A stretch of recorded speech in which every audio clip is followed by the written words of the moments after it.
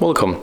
In front of me I have Xiaomi Redmi Note 9 and I'm going to show you how we can get this beautiful LED keyboard on this device. So at the first I'm going to delete this application because I want to show you the step by step how we can get it and apply.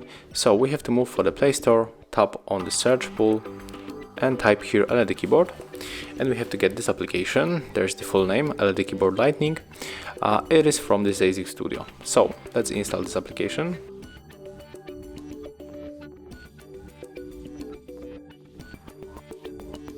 Right now we can open, click on the enable button, use the switcher and tap OK 2 times. Then click go back, tap select and switch to our LED keyboard. And right now we are able to pick up the theme that we want to set up. So there's a lot of themes you can pick up and test all of them. They are all free, but I think that most beautiful is unlimited. So let's enter for it. And then you have to scroll down and tap to save the keyboard. Go back, we can close this application.